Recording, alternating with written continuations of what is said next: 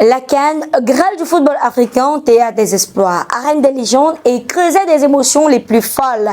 Elle n'a rien à envier à la Ligue des champions européenne ou encore à l'Europa League. Cette compétition qui fait vibrer le continent tout entier, où chaque but est un cri de joie, chaque victoire un titre de gloire et chaque défaite un drame national. Bonjour chers internautes, amoureux et passionnés du football.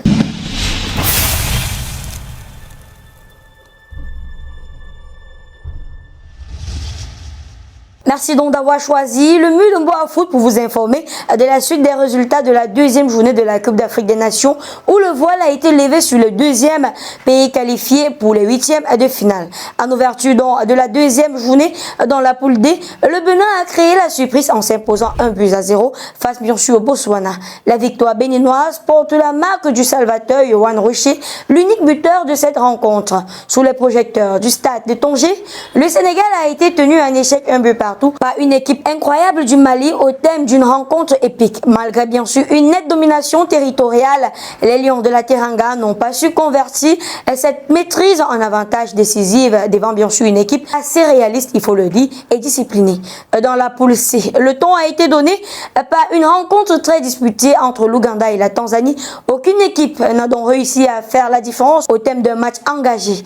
Étant donc à l'égalité d'un but partout, l'Ouganda a eu l'opportunité de faire la différence dans les arrêts de jeu sur un penalty qui est malheureusement passé par-dessus la cage tanzanienne.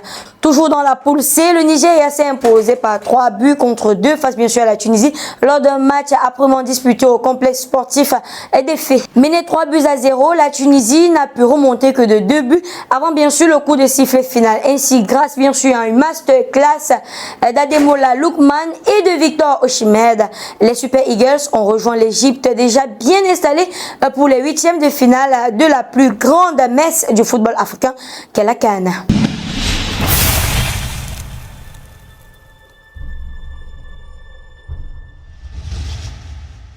C'est donc ici, mesdames et messieurs, que s'achève votre série Mboa CAN, le programme d'Aftermath qui vous fait vivre la CAN en 3 minutes. Merci donc de nous avoir suivis et rendez-vous demain pour la suite des hostilités avec bien sûr des affiches qui s'annoncent explosives.